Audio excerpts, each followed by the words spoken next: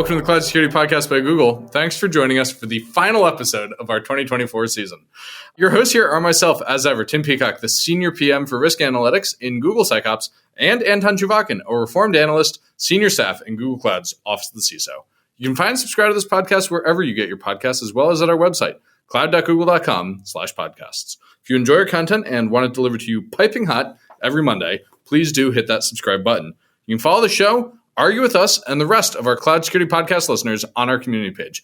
Anton, we have an awesome guest today. Who do we have? We have Phil Venables, of course. No way. Again? Yes, again. We did give him a badge after he's been a guest for 7 times at 7 episodes. We did not give him anything on the 8th or 9th. Okay, wait, this is the 9th. We're glad to have him. But he's going to get a new badge on the 10th. Okay, that's fair. Which is next year. That's fair, presumably. Right. Very fun episode. About? Resilience. And it's so easy to devolve into abstract rambling when this topic comes up. I've seen a lot of talks and read a lot of stuff on this, and it's sometimes very abstract. Phil makes it very practical. You can use it. You can make your life better with it. It's super good. He defined for me what was a pretty mind-melting concept, that minimum viable product delivery outcome.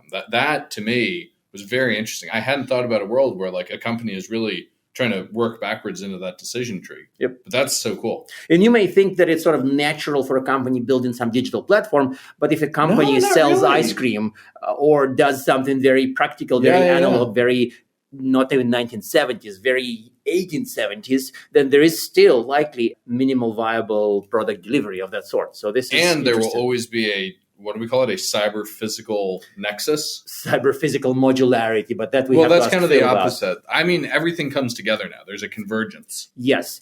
That one, and I remember, not to do too much Anton with a big ego kind of guy, but I remember a blog post from 2010. Anton has a big ego? I don't know. This I haven't met him yet. So it was a blog in 2010 when I had this picture, very crudely drawn with a crayon, probably in paint, which showed that the digital world and analog world would start kind of collapsing together more. And it's interesting that we have to wait that many years, and now it's sort of accepted normal reality that almost no matter what you touch, there's a cyber component behind it. It almost feels retro to say that. It almost feels retro. That's exactly right. Yes. Yeah, which I guess is when you know it's really true. So that would have been Microsoft Paint, of course. That would have been Microsoft Paint. Yes. Okay. Well, listeners, with that, let's turn things over to today's episode.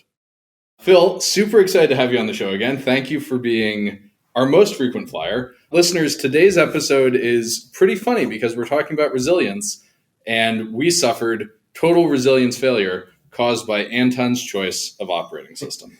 And so maybe with that context, and particularly that choice of operating system being a relevant factor, let's talk about resilience in the industry. So first, what is resilience? Why are we all talking about it, aside from Anton's bad choices in life? And 3, is it ransomware's fault? Well, and also we should just point out, we're not talking about a Google operating system. No, for sure. We are not. So resilience, I think, again, a lot of the listeners will probably pick this up, especially a lot of the CISOs that may be listening, is that, we all know as security professionals that we can't assume preventative controls always work, and we therefore rely on detection and response to augment and complement preventative controls. But even then, ultimately, we all know that we can never guarantee that 100% those combinations will be 100% effective to stop bad things happening. And that could be a security-driven outage, a natural disaster, a software error, a hardware error. There's a whole set of things that go wrong. And so ultimately, successful organizations plan for the bad thing to happen, as well as mitigating the blast radius of what the bad thing is. They plan for the resilience of how to recover or fight through that thing happening to sustain their business. And I think, again, when you look across all of the outages, disasters, breaches, ransomware events, the companies that do well either don't have an incident, but the companies that also do well can succeed by getting lucky. Yeah, the companies that also do well have an incident, and then they just either fight through it, sustain business, or they recover very quickly and are very engaged with their customers to support them through the process. And they end up looking, actually, people regard them better after the end of that. Companies that haven't planned for resilience and don't have any resilience have serious problems and are out for weeks and months. Yeah. So the ones that have had an incident and recovered quickly, those are the ones where the tide went out and you did learn that they were in fact wearing That's pants. right. Yeah, as a funny aside, we just aired an episode with somebody who had to transform his entire IT under the conditions of a breach. And one question I asked that CISO of LastPass, I mean, it's a public episode, was that, would you prefer to not have the breach for your transformation? And of course, he would never say, nah, I take the breach. But there was a point about transformation projects that may have taken more if there were no pressure. So resilience kind of plays together with improving things for business in the long term. So it's kind of an interesting one that's stuck in my head now. Well, and actually as well, a big part of resilience is not just learning from your own mistakes, but learning from events that go on in other organizations. And again, this is something we do a lot here at Google in our incident response and management process, is looking at things that happen elsewhere and the near misses that might happen elsewhere as well of ourselves, and looking at what we can learn from that and just having that as a fast feedback loop constantly. Yeah, it's one thing to learn from your own mistakes. It's better to learn from other people's. That's right. Right. It's a cliche, but it's also kind of the truth. It's also true. Yes. It's also true, yeah. So to bring this more to something specific, you were involved in this work on a paper with a name, I probably wouldn't read the whole thing, Strategy for Cyber Physical Resilience, Fortifying Our Critical Infrastructure for a Digital World, or a PCAST report. So was that the original title of the that's paper, the or original translated paper into Russian and back to English? No, that one is separate. But it's not even Gemini created, is it? It is the humans, yes. In this case, you can't blame the bots, yes. And this report sort of set some lofty goals and also had practical recommendations we'll get to in a moment. So how did this come to be? And it sounds like resilience is something we should have thought about before. Why is this coming to that levels, like that high? Yeah, so this was part of a report as published as part of a thing called PCAST, the President's Council of Advisors on Science and Technology. And so I co-chaired this report with Eric Horvitz, who's the Chief Scientific Officer at Microsoft. And the genesis of the report on basically strategies for managing cyber physical resilience was really two things. One, recognizing that our world of cyber and physical has come together. So every time there's a cyber event, there's physical consequences to it. You know, there's supply chain problems or power outages or medical system impacts. There's always an increasingly real world consequence to cyber events. And also when you think about kind of physical infrastructure, whether it's operational technology, industrial control systems, all of that world was a world never designed for security. It was designed to just do its own thing inside some system. And what did we do as a world? We connected all of that and wired it up to the planet, and therefore we have lots of now cyber physical incidents. What could go wrong? Exactly. And then the second part of the phrase was resilience, which we just talked about, which is that what can we do and what recommendations and strategies can we take to not just deal with a new world of cyber physical integration, but also a world that works on the assumption that despite our best efforts, we're going to try and prevent all attacks, but we're never going to be successful. Therefore, you also have to plan for resilience. And so it was really kind of taking a radically different perspective than things that have come before to say, look, we have to recognize cyber physical will come together, and we can never guarantee that security will be 100%. So we have to make sure we have resilience and the capability to fight through attacks and sustain services despite the presence of disasters, attacks, outages, errors. Right? Yeah. And the report, one thing that struck me when I was reading for many months, kind of every day, long story why, this report, I realized that their take on infrastructure, critical infrastructure, is so broad because literally almost everybody involved in agriculture for the purpose of this report is in the critical infrastructure business. Right. And so you don't think about like cyber agricultural attacks, but unfortunately, we do. Yeah. We that's a fascinating point, is because, literally you go across those critical infrastructure sectors and you think about kind of agriculture, is you look at the amount of automation in agricultural supply chains, in the automation of how just like farm machinery is remotely controlled and diagnostics come back. And it's just literally everywhere. When you open your aperture of the problem to being cyber physical, it's like everything. That's very, very sci-fi all of a sudden. Like I'm getting Snow Crash vibes, I'm getting Neuromancer vibes, and I'm getting vibes of those new weeding machines with the lasers mounted to take out the... Anyway. Okay, now I'm even more paranoid, and I was pretty paranoid. We're getting back to the dark bomb, the dirty bomb episode. So one of the interesting things in the report is the importance of leading indicators. What does that mean, and how do organizations shift to think about that? Yeah, so sadly today, a lot of measurements of success in cybersecurity are often lagging indicators. Breaches, vulnerabilities, malware events, ransomware events, all of these things. And they're all obviously necessary to track, and you want to track those and try and reduce those. But it's important, and even more important, to focus on what are the leading indicators. So what are the things What that are you the can leading do indicators? and you can measure that if you do those well, you can't but help reduce the what might be measured as a lagging indicator. And the genesis of this thought was from kind of thinking about how industrial manufacturing is done, to give an example. So if you're running a big high-tech production line, you measure the quality of what comes off that production line, in terms of quality and what needs to be rejected and other things. But what manufacturers really do is they monitor all the leading indicators, the quality of the components that go on at the production line, whether there's been preventative maintenance, whether you've designed for manufacturability.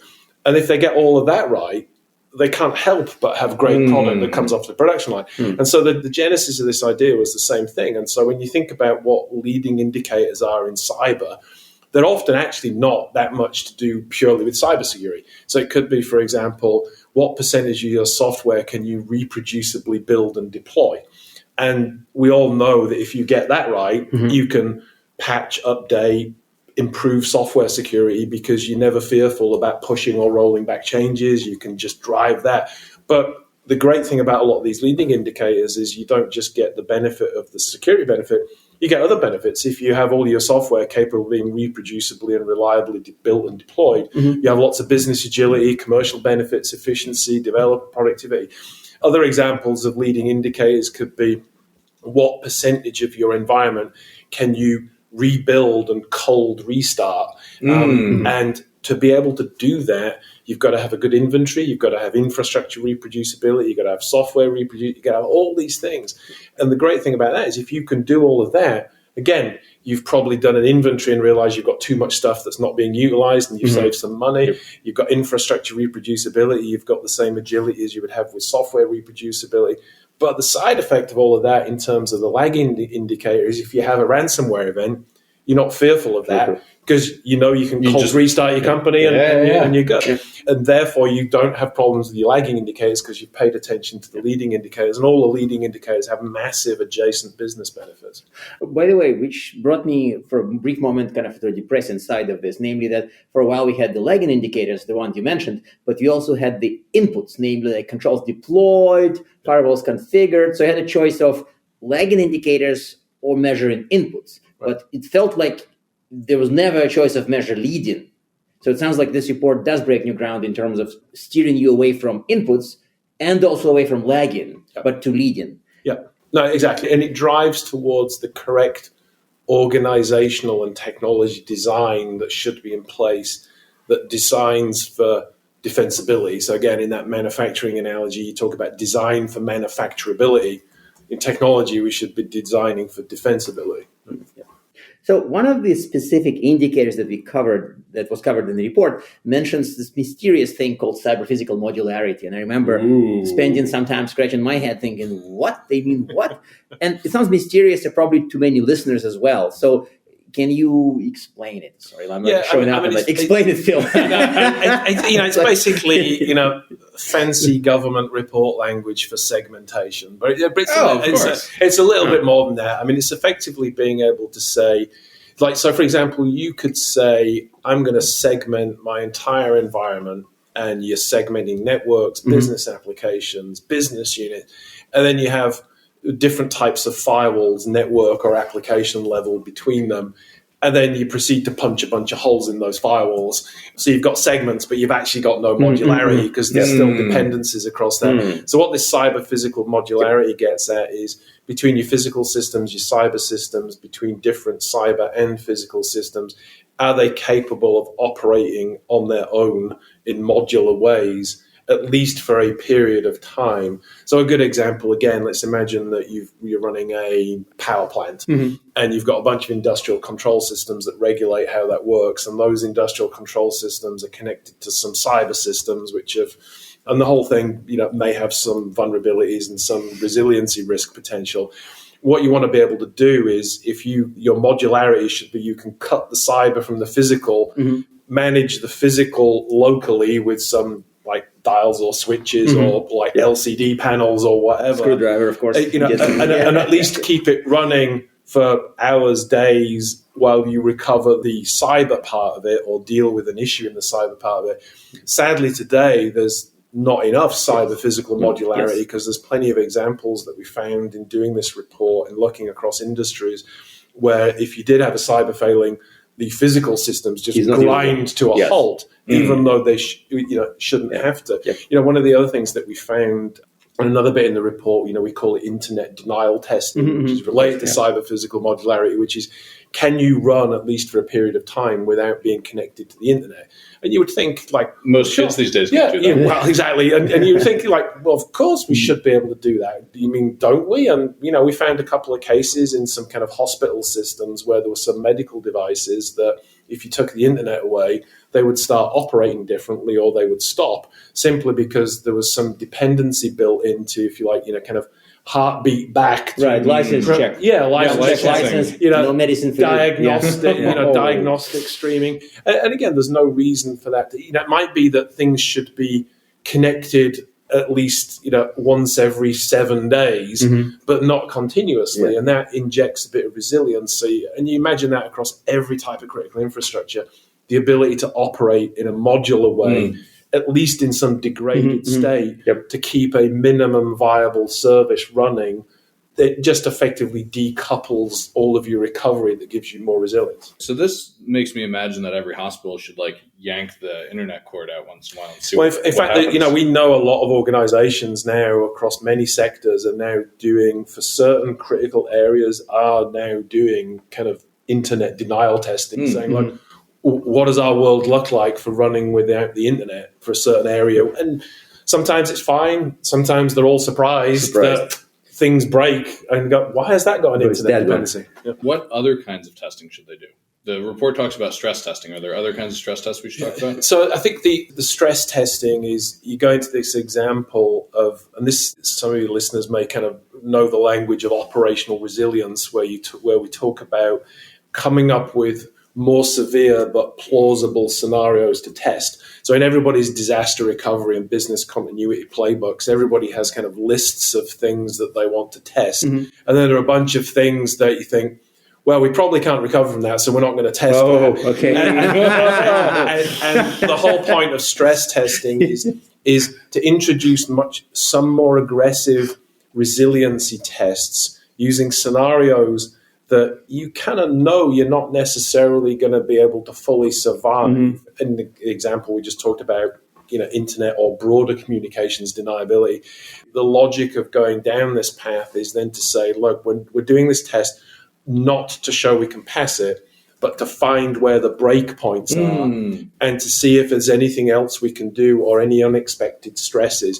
So it's a bit like the language comes from financial risk stress testing. So as you probably know, all major banks have to do these stress tests where they're given a scenario by the banking regulators to say, imagine the stock market goes down 40% and interest rate go up this much and this happens and this happens.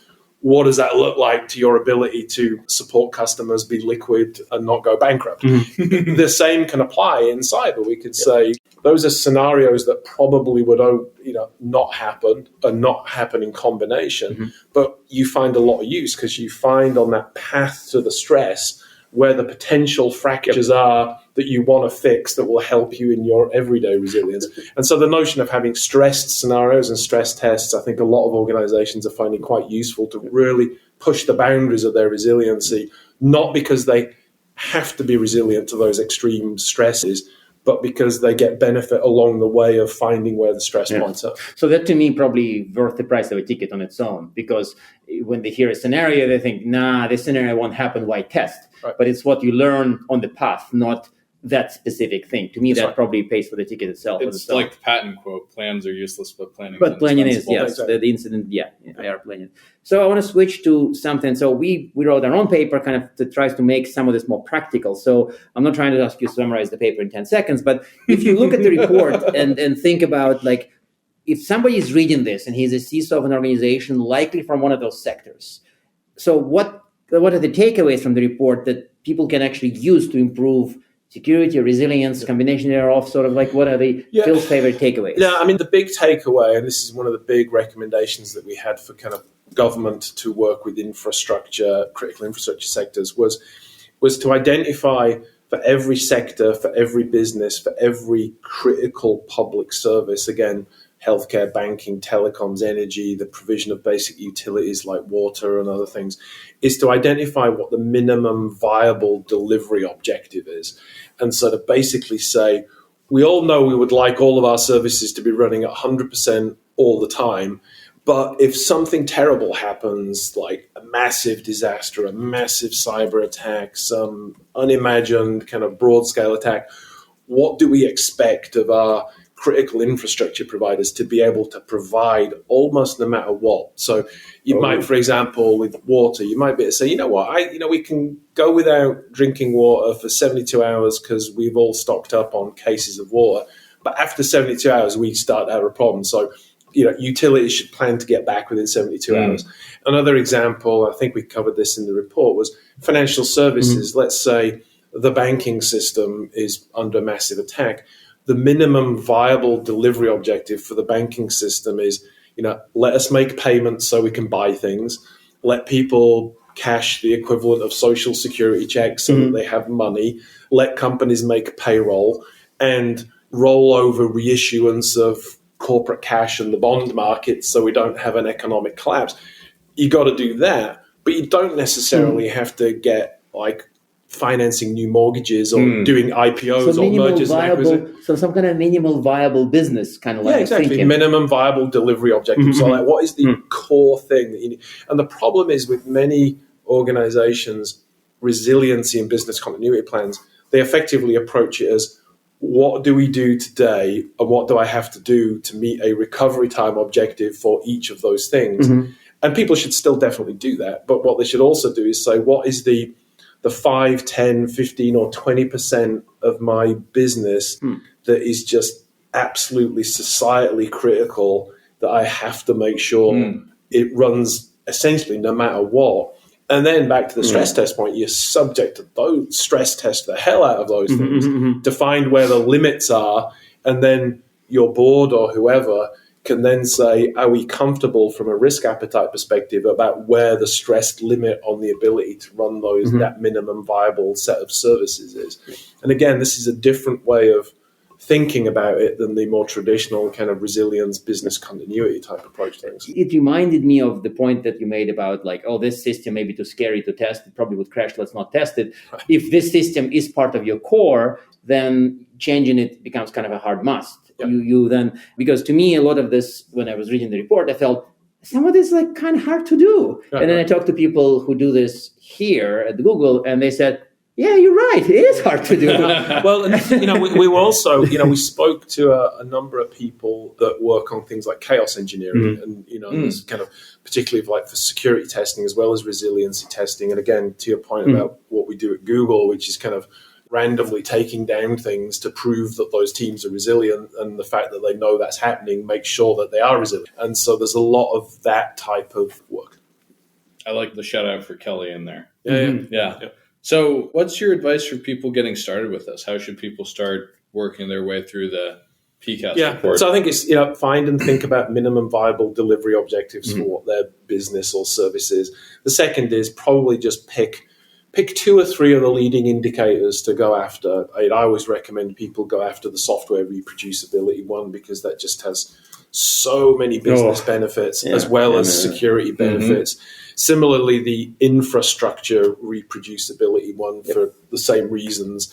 I also like going after the cold restart problem because, again, we've done this. Scary. Yeah, well, it's funny. We've done this with a few of our customers where we say to them, like, we know you think your backups are fantastic, and they probably are, and they test really well, but do us a favor, try and recover this business from a set of blank cloud instances or bare metal machines. And it turns out there's a common set of patterns why some organizations can't do that. Sometimes they have backups, but they don't have the index to the backups in the backups. So it's the backup calls AD server, and AD server is ransomware. Yeah, exactly. So or there's they don't have software in their backups, and then they don't have the ability to rebuild the software on a recovered system. Or the other one, you remind me on AD, there's circular dependencies. I've seen one organization where they were wiped, and they, to bring back DNS, they needed to authenticate that server to AD, but AD wasn't available. Oh, no. But they couldn't bring back AD without DNS,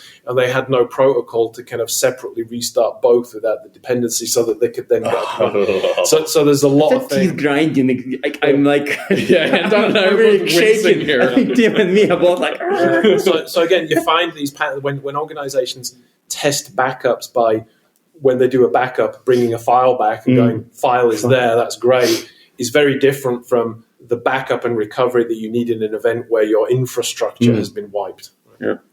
One other thing I want to pick at here on the note of bare metal versus cloud, which is more resilient? Not to ask a leading question. Yeah. Well, so this is, to set you guys up, and Anton in particular as the author of the paper, which we'll obviously send out in show notes links, is we did map. See, listeners, he's been here so many times, he knows about show notes. Yeah, exactly. So the thing that, the paper that Anton and others put together was to basically say, let's look through the PCAST recommendations and say, clearly we're going to say, and how easy is all this to do in the cloud? It's actually true. I mean, I know we're kind of talking our own game here, but the fact that in cloud, and this comes back to some of the things we've talked about on megatrends, the fact that we have more inherent software and infrastructure reproducibility in cloud, it's easier to demonstrate the modularity through kind of isolation between products in zones and regions. It's easier to get the telemetry to show that's happening. It's easier to rebuild systems, and it's easier to, even in an extreme resilience way, where you're wanting to operate in a multi-cloud environment with open standards and some of the other things, it's, you may have to constrain yourself to not use a particular proprietary feature of a cloud to be able to operate in a multi-cloud environment. But you can then do that, which is very different from the resiliency properties that you were traditionally getting an on-premise environment. And at the same time, I think during the paper development, it came up that cloud isn't like a magical, easy button for all elements. It is... If you cover it all, I'm thinking of some kind of an integral, I guess in this case. Right. It's easier, but it doesn't mean that it's an easy button for everything. Are there places where it's negative? Yeah, well, make it a fill question. Well, okay, sorry, I pointed at Anton. We're all in the room. Well, actually, wait. First time we're all in the room. There's one. What's if internet is gone, it's like gone for good, then you would have a negative in the cloud. Well, if internet's gone for good, I want cigarettes. It depends. I mean, this is why stress testing is it. So if you had a stressed scenario that internet has gone, I don't think it had gone forever, but let's say a stress scenario is internet's gone for like several days, and your only means of connecting to the cloud is internet, then that's something that would probably be highlighted in a stress test, and you then may want to have, as we support, private connectivity to us. And in fact, I've worked in organizations where we did exactly that. We had kind of direct private connectivity as well as internet connectivity, and they were all backups for each other. Right? Okay, that's the last moment I think I did put it in the paper. So it was actually good timing. So I think it's time to close. Do you get to ask the traditional closing questions? I think I'm going to ask, I would skip the reading question because I want the PCAST papers to be the reading tip. But like maybe one tip, I think Phil gave a lot of like short, pithy points to use. But if there's one thing to remember from all this, a single thing. Single thing is just thinking about what your minimum viable delivery objectives are for your business. And that is something that the great thing about doing that is that's something that you can only do with your business leaders, your board, because very, very few businesses naturally think about what their minimum viable delivery objectives are. And a bit to your point about kind of planning versus plans, the very act of having that conversation raises the prospect to the executive team and the board that maybe they aren't capable of dealing with some more extreme stressed events that they might actually have to deal with in the future. And just the conversation of focusing on minimum viable delivery objectives focuses people's mind in a very positive way. That makes sense, and it's also useful and immediately usable, so I love it. Oh, so applicable. That's why I get a lot of the 9 times guest on the podcast. Well, I look forward to number 10, and maybe we'll do that one in person, and hopefully with a more resilient operating system in Anton's hands next time. Okay, good. Well, great to be here. Thank you.